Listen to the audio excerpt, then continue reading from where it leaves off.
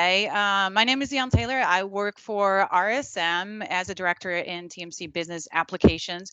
Feel free to check out my blog. I do new articles once a week because I don't have a life, or check out my YouTube video channel. Same thing, one video per week, or follow me on Twitter, or you can always obviously connect with me on LinkedIn as well by just finding me or just scanning that QR code that you see on the screen. So, the agenda. This is going to be very straightforward. I have a bunch of very sexy scheduling scenarios that I'm going to walk through. And then what I'm going to do is I am going to do a demo showing you how we would handle that scheduling scenario in Dynamics 365 Field Service. So let's get started because I have a lot of stuff that I need to cover in just 30 minutes. So let's talk about scenario one. We're going to have work that needs to be completed that is going to take a certain amount of time, but it's going to be an hourly scenario. So it's going to be less than one work day. We need one resource to complete that work. And at the time the work is created, the agent is actually promising the client that the technician is going to be on site on August the 17th between 8 a.m. and 12 p.m. And just to give you some examples, right? Any work that could be completed in an hourly fashion would fit this. So think about break fix scenarios, installations, but you can also think about healthcare where we can have nurses that are being sent out to patients' homes, right? So let's take a look at the work order. We're going to schedule this preventative maintenance work order with, obviously, like we said earlier, that promised time from August 17th between 8 and 12 p.m. All right, so let's take a look at that, and we're just going to dive into the live demo. So here is my schedule board, and I'm just going to go back to my regular schedule board. And this is that maintenance, the preventative maintenance work order that I have right over here. You can see here it takes about 4 hours, and the time from promised is 8:17, 8 a.m. and 12 p.m. Now, different ways, and you probably have already seen this, that you can do this, but I'm going to walk through this anyway because it's so sexy. You got it. So you can see here, I can use a scheduling assistant to do this, and it will offer up different times that I can schedule. And all I have to do is just click that book button. And I can also do that somewhere else. Let's say I want to schedule this guy for 9 o'clock. I can just right click and then I can just hit book here. So that's one way of doing this. We can also just use drag and drop. And you can see here, right, we said between 8 and 12. So if I grab that work order and I start to hover on a particular area, you can see anytime between 8 and 12, what I've promised, it's actually going to show as green. But if I hover outside of those hours, you can see it turns red. So this is really kind of making it easier for the schedulers to kind of see the time slots they need to fit in. So I'm just going to assign this to myself. And here we go. I can just go ahead and drag and drop that. So let's just do that. I'm going to drop it right over here. And now it will show as you can see, it's now assigned to myself.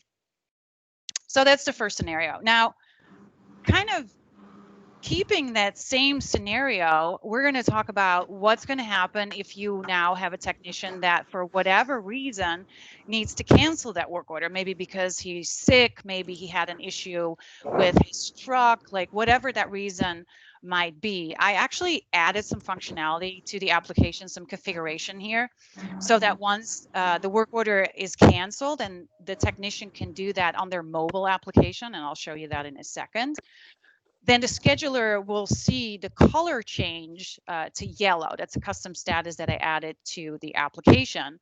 And because now that status is yellow, they can immediately reschedule that work order. So let's just go ahead and pull up the mobile app here. And let me just go ahead and refresh that.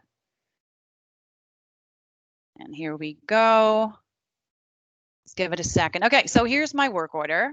I'm going to drill into that. And what I did here, you can see here, I have an accept work order button that's always set to yes out of the box. So there's just a yes, no field that I configured to be set to yes. Now, what I actually configured is when I set this to no, the booking status is going to change to reschedule, and I'm not going to be able to manually update that booking status. I can do that right now, but as soon as I set this to no, I'm going to save that. I cannot change my reschedule. All right, so we've basically shown that we cannot do that work. So let me go back here and you can see now that it actually changed the color. Let me actually show you here on the legends. This is that reschedule status that I added to the application. So from here, I can do again the same thing. I can click on rebook, which basically will again pull up my scheduling assistant and will show me slots where I can go ahead and now schedule this work to somebody else. So let's just go ahead and rebook that. We're going to rebook it to Allison. I'm going to get out of my scheduling assistant and you can see that it's now back to the committed color. So this is a very easy way to kind of allow people to really tell the schedulers, hey, I can't do this without having to call them or whatever, right? They just need to flip that switch to no, and then it just can be rescheduled. Obviously, we could also just drag and drop that somewhere else, and that will basically result in the same thing. So that was their demo. Okay, let's look at scenario 3. So in this scenario, you saw earlier, we're going to still use the same work order, right? We had 4 hours of work, but what happens if my shift actually stops early, right? So I'm ending my shift, but I haven't completed all of the work. I've only completed 2 hours of that total time of 4 hours, right? What happens? Well, we can actually schedule the remainder of that work order either to somebody else or it can be rescheduled to the same person. And you know, this could be done several different ways. You can have, like I said earlier, it could be a shift that ends early, but it could also be maybe one part of the work order is done by one person and then all of a sudden you need somebody else to do the remainder of that part, right? But you know, you can think about facilities management when an AC needs to be replaced at a customer site, and again, like what we were saying, a shift ends or somebody needs to be pulled in. So those are some of the scenarios again that would kind of fit this scenario. So we're going to use the same preventative maintenance work order that we just saw, but obviously the work was only partially completed. So we're going to schedule the remainder. All right, so let's take a look at that. And before we do that, I do want to mention that this type of scenario also works for multi-day or multi-week type of work, right? So consider that as well. All right, let's dive right back in. So let's just say I'm going to actually schedule this at the end of the day. Right over here. We're going to schedule her around, you know, close to 4. Let's just go ahead and do it over here. And you can see here that this work continues after her shift actually ends. So I'm going to make this a little bit shorter over here. So now it's no longer a 4-hour work order. And I actually have, if you can see this here, it says partially scheduled work orders. And I'm actually going to try to zoom in a little bit so you guys can see it hopefully a little bit better. So this is my partially scheduled work orders, and that is actually a view that I created. Now, if I drill into that, you can see that this work order, that it has a total duration of 4 hours. I now have a remaining duration of 2 hours and 8 minutes because I just shortened that work order. Right, so let's now go ahead and grab that work order, that remainder of 2 hours and 18 minutes, and let's say she's going to come back tomorrow. I'm just going to drop it here at 8 a.m. And you can see it now drops off of my schedule board because this is now that complete work order of 4 hours chopped off into 2 different work orders. All right, let's go to the next one.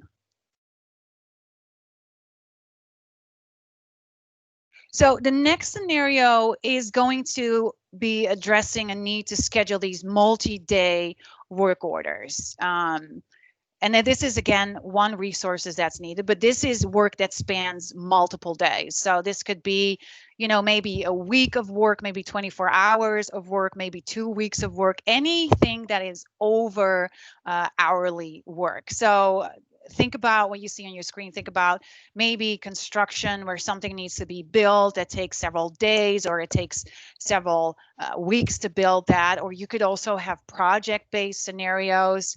And facilities management is also a really good fit for this as well, right? Any type of work where you need multi-day to schedule this out is going to be a really good fit for this. All right, so let's take a look at the work order. For this particular example, I created a work order that's more of like a project type of work, which is obviously that multi-day type of work that I just mentioned. Sorry, I just had to cough real quick, guys. All right, so let's go ahead and take a look at what that looks like.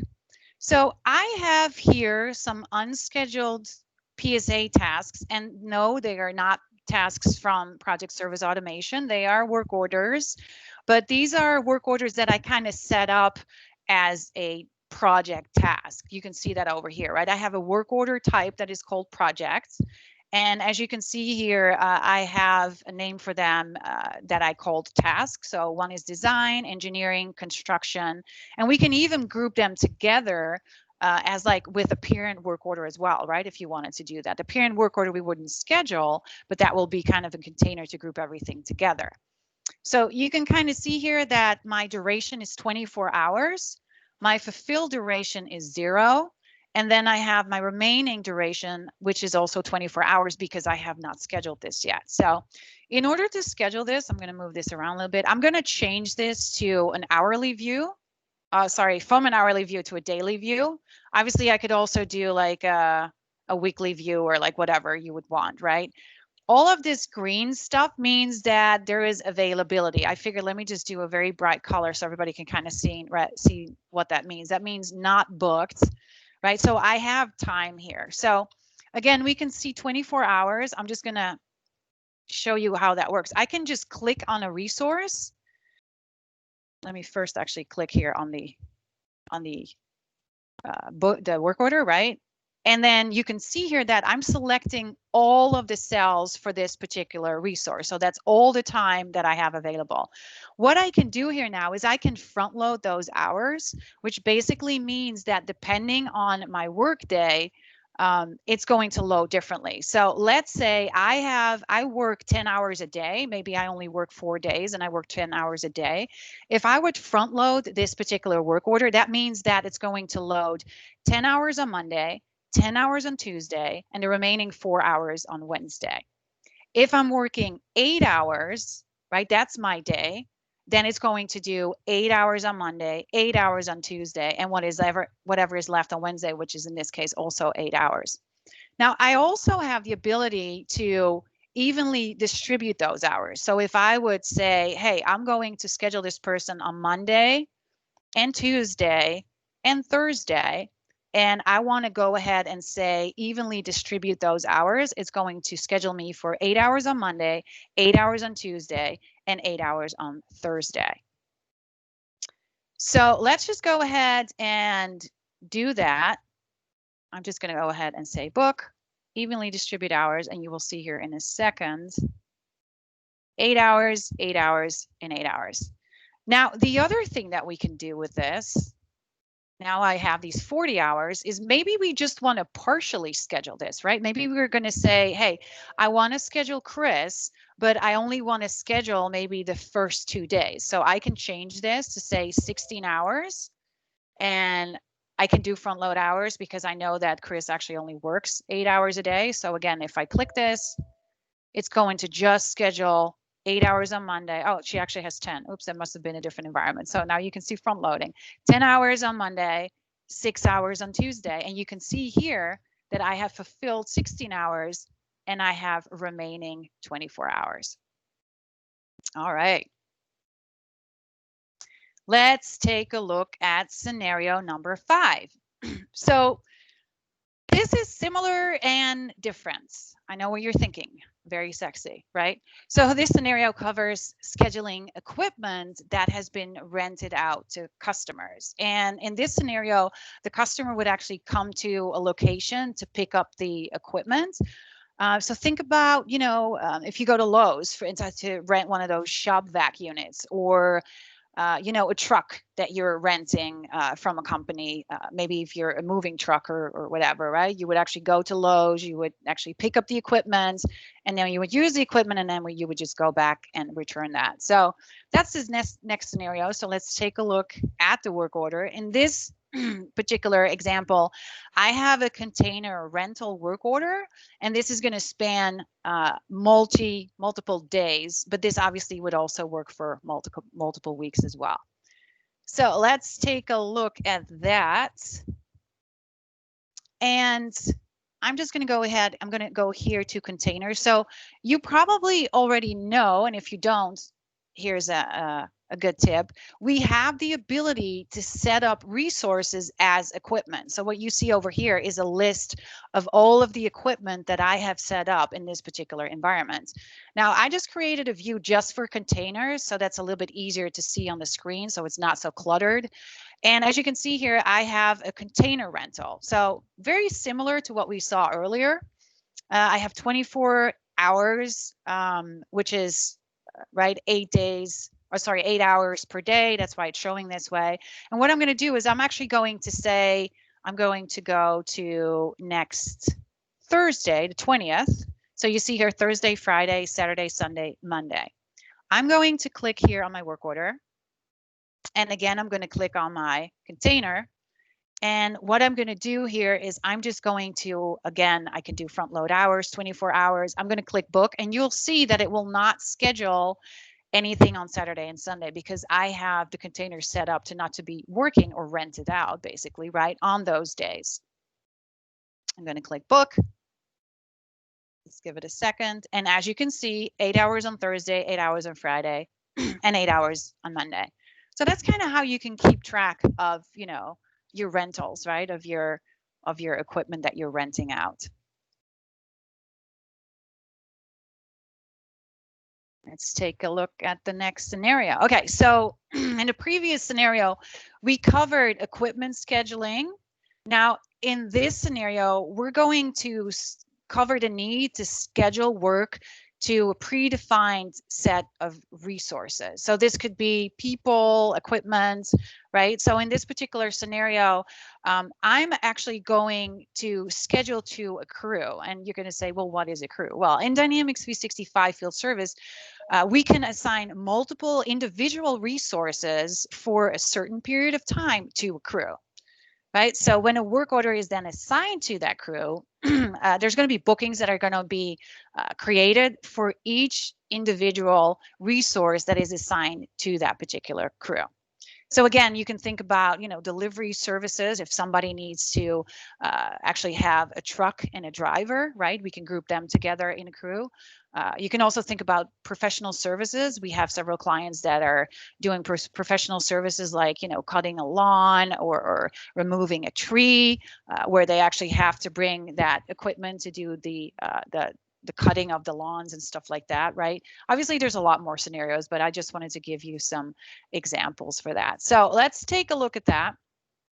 Our work order is going to be a delivery service, and we're going to need a driver, and we're going to need a truck. So let's take a look at that as well. And I have here my crew slot that I've already scheduled. I'm just going to remove that real quick. Okay, so as you can see, I have 2 crews in here.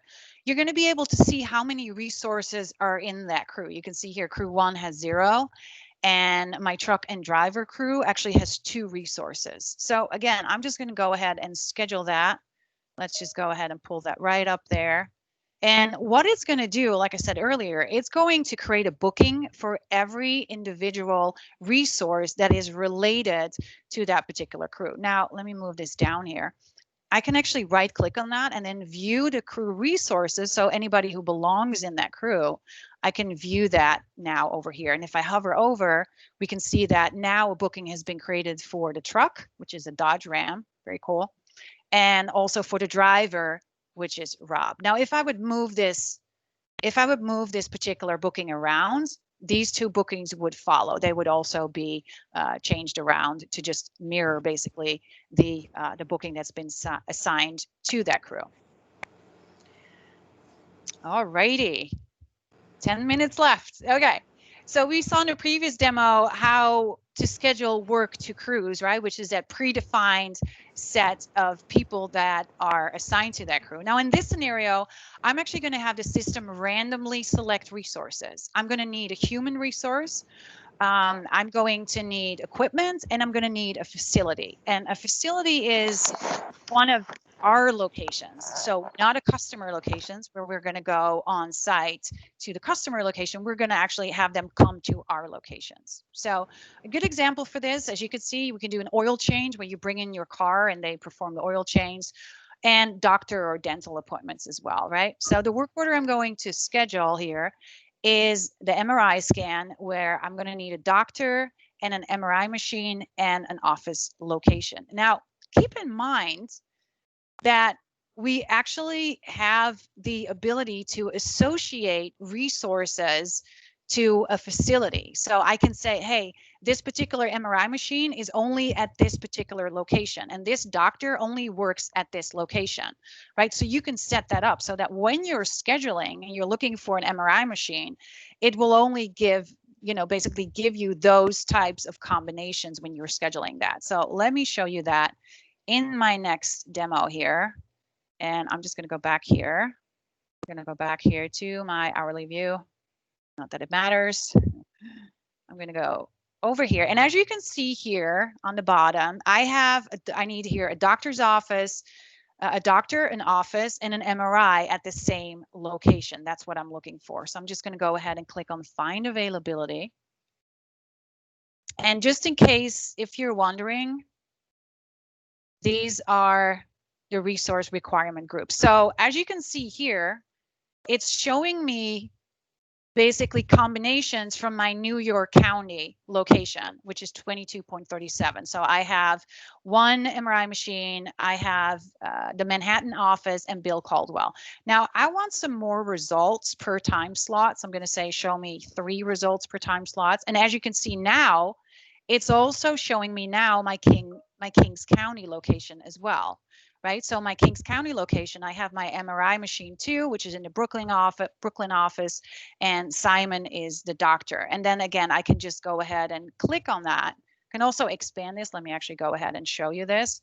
So it kind of shows you here exactly all of those different resources, and I can just go ahead and book that directly from within here as well. Now, the other scenario that we have, and these are a lot of different scenarios, and it's loading up right now, and I'm actually going to click it because I want you guys to very quickly read this. So if you have organizations with a high volume of bookings that need to be scheduled very quick, or bookings that need to be scheduled by agents while they're on the phone, or maybe people who don't need to see those extra details that we saw on the schedule board, or people for whom scheduling is not their primary job, we can actually use something that is called quick booking. So let me show you what that looks like as well. And we don't have to be on the schedule board for that. So I'm just going to go to my list of course, of unscheduled bookings. Let me just go ahead, and if I can refresh this real quick, you can just go to a booking. And let me sign in here. Yes. You can just go to a booking. You don't have to, or to a work order, I should say. You don't have to do this from the schedule assistant that you saw earlier. So I'm just going to go here to my unscheduled work orders, and I'm just going to go ahead and open that up here. Here we see one, a service call. So the only thing you have to do in order to work with that, obviously you have to enable that in your environment, but you can just go ahead and click on book. That will load this particular window, which is my QuickBook window. And you can see now it's showing me all of the slots that are available. I can click on that. Let's just actually click on that one. And I can pick a resource, and I can just book to that resource very, very quickly. So that's what the QuickBooks scheduling is all about. And we just have a few more minutes left, so we are right on time. So in this scenario, I'm going to talk about how we can use pools in Dynamics 365 Field Service. Now, what are pools, you're going to say? Well, they are a list of resources that we can group together. If we don't have a particular person in mind yet, we're going to schedule this work to. So you can have a pool that's called conference rooms, which has 5 conference rooms that are similar in size attached to it. And since we have 5 rooms in the particular pool, it means that we're going to have a capacity of 5 in this particular pool, right? You could also have like a group of technicians, maybe a group of electricians, right? So what you're going to do, the main concept really of this is that this is more about keeping track of your capacity during the intake and scheduling of those work orders. And then we're going to be able to schedule them to an actually named resource at a later time. So let me show you what that looks like. So here's a work order called fan out. And I'm going to just need resources that have an AR12 certification. So what I ended up doing here is I'm going back here. I'm going to my pool schedule board, and I already had that scheduled because I did not want you guys to have to watch me schedule that. So the way that that works, you can see here, I have 3 spots here, 3 slots that I scheduled work against, right? It says here that I'm going to have 3 resources, and I'm going to move this down a little bit. So this is work that needs to be completed by anybody that is AR12 certified. So I'm just scheduling here those 3 slots. If I expand this, you can see here that the gray underneath here, it means that this particular spot, which is right 10 a.m., that is booked, right? You can see that because I'm having somebody working partially on this work order, somebody on a second work order, and somebody on this last work order. So whoever is in that pool, they're going to be booked at this particular time. Now, if I would move these underneath one another, you can see now, right? All this particular piece is now booked, and therefore that's going to be grayed out. Now, at a later time, again, we're going to do view pool resources, and I'm going to pull this up. At any later time, once I decide like, okay, so I know that this work needs to be scheduled, now I can just start scheduling that to those particular people in that particular pool. And that's how pool scheduling works. We have 3 minutes left for questions.